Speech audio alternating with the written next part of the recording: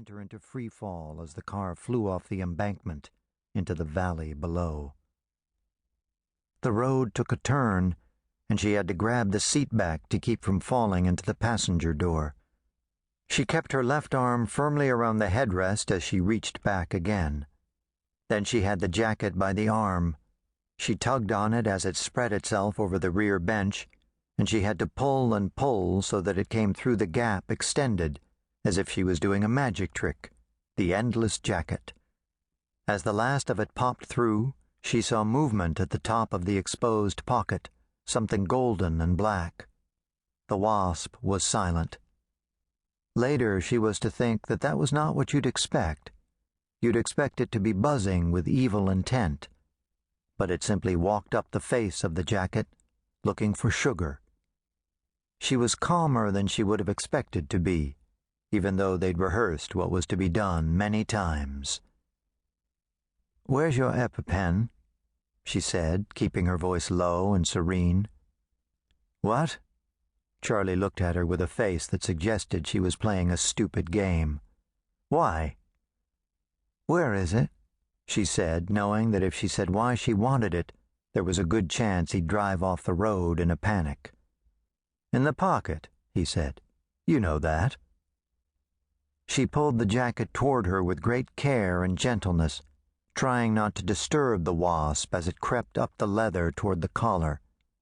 There was just enough room to reach into the pocket without touching the wasp. She eased her hand in and found a wad of fabric, a handkerchief wrapped around a chunk of something cold, the fabric slightly damp. She didn't dare pull the handkerchief out, fearing the disturbance might propel the wasp to flight. So she worked her fingers around the handkerchief, hoping to feel the thin plastic tube entangled with the cool cloth.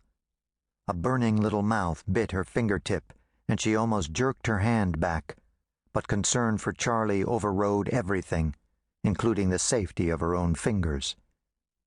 She pulled her hand out with care, surprised at the thought that there must be another wasp in the pocket. She got no satisfaction from the idea that the one who'd stung her was probably dead. Wait, she thought.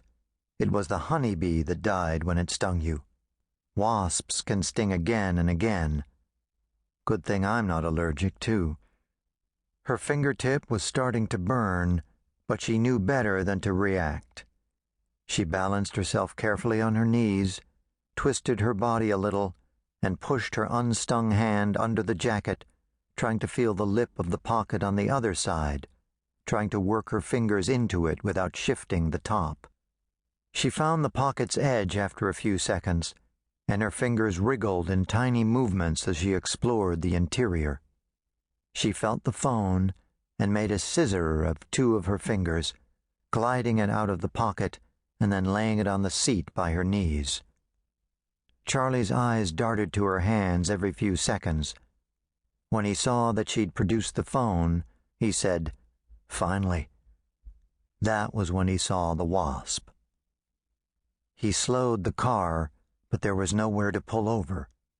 The semi behind them honked loudly, a huge sound that rattled her spine, and then Charlie gave the gas pedal a tap that caused the car to accelerate and decelerate so quickly that she was forced to grab the back of the seat again to keep her spine from crashing into the dashboard.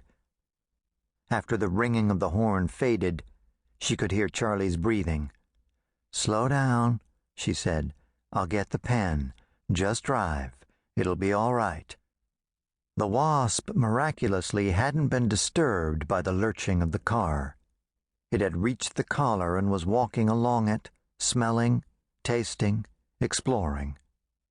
She worked her hand again into the pocket on the underside of the jacket, expecting the pen to be there, but she could feel nothing else, just unfinished leather and grainy lint. She thought, "Where the hell is it?" She said, "It must be in your pants pocket. It's not in here." "Yes, it is," he said, his lips dry and pale.